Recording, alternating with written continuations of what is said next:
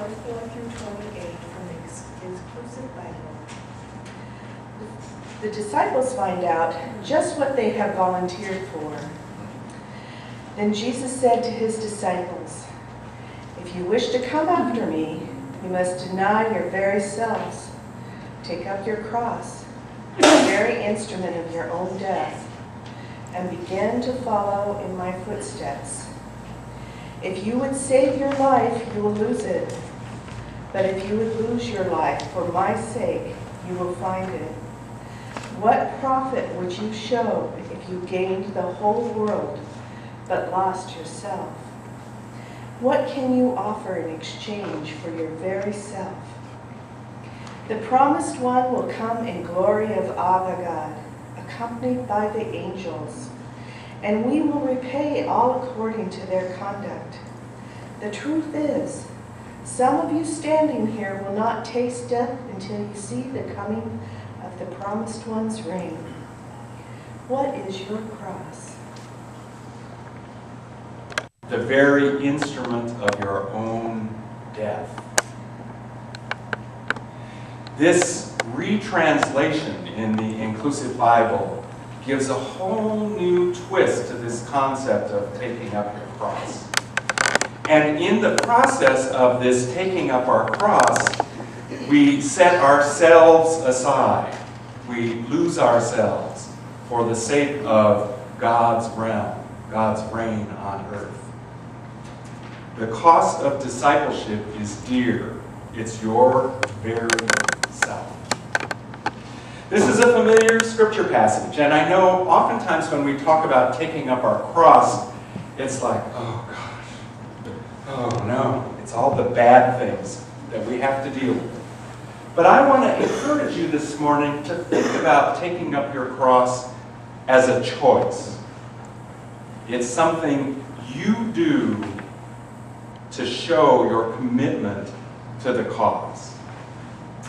Now, this young woman we found out this past week, Kayla Mueller, gave her life really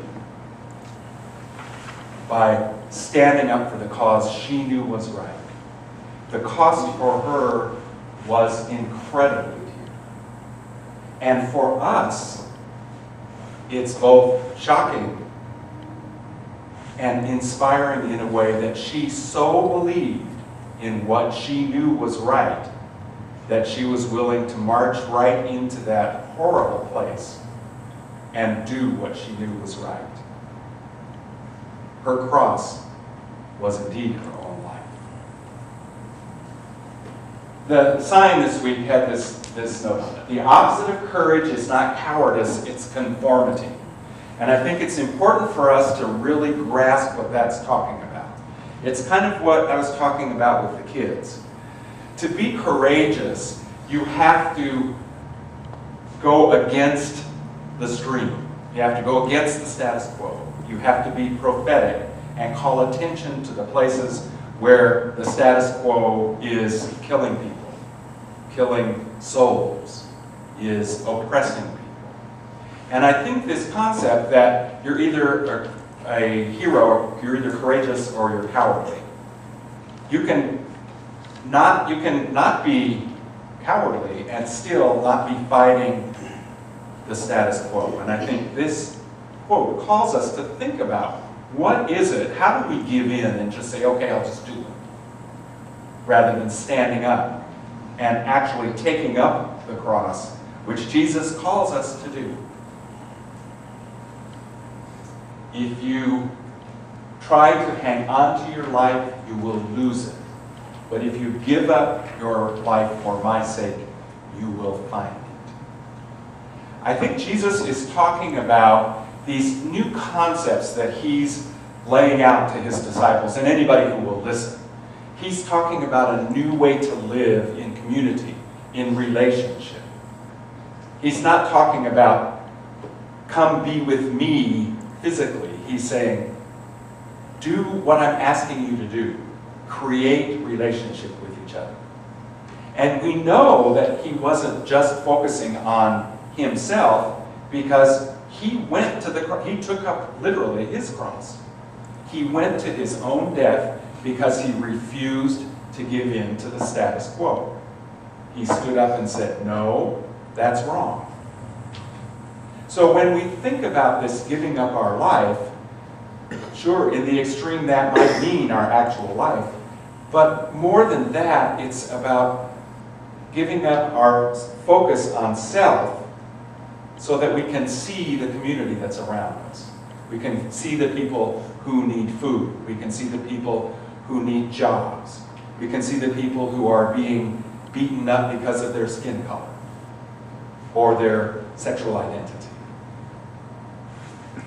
We need to lose ourselves so that we can save ourselves. This concept of the great reversal is one that happens all through Jesus' ministry. We sing about it in our song after the offering. The poor will be rich, the weak will be strong. Jesus lifts up these contrasts so that we can understand that what the status quo tells us isn't always right, and that we need to pay attention to that. I love Bonhoeffer's concept of cheap grace. Grace is free, it's available to us. But when we say, "Yes, I'll follow, I'll do what you're asking me, Jesus," it requires of us a lot. And these very words, silence in the face of evil is itself evil. Goodwill, God will not hold us guiltless. Not to speak is to speak. Not to act is to act. All of these things, in Bonhoeffer's mind, call us into action, not inaction. For him, that meant standing up against the cruel and horrible regime in Germany. And he was even a pacifist who was involved in a plot to kill Hitler. Now, what was the cost to Bonhoeffer personally to even consider that move? That had to be horrendous. So for me, Bonhoeffer is really a great example of someone accepting the cost of discipleship. He did everything he did because Jesus called him to do that. His understanding of what Jesus was telling us called him to do all of those things.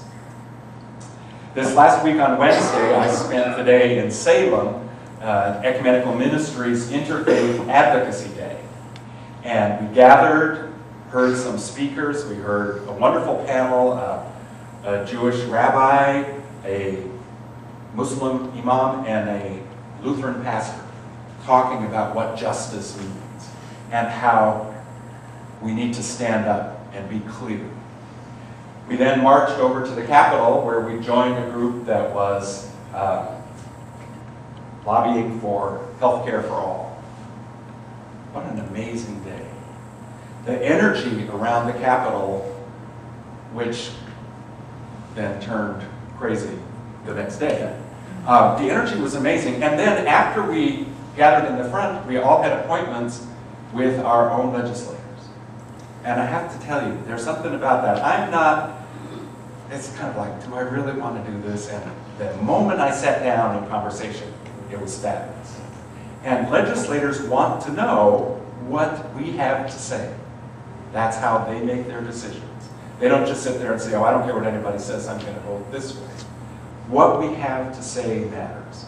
So we are called to speak up. We are called to clearly identify the issues that we hold as crucial for community. And this is one way. Next 2 years from now, we'll try to get a big group to go. It was an amazing event. There were 280 folks attended the Ecumenical Ministries Interfaith Advocacy. Okay, so we've talked a little bit about taking up your cross. It means stepping outside your comfort zone. What is your cross? And I'm not talking about, "Oh, I have to put up with so-and-so." What is it that you would willingly take up in order to live out your call to discipleship?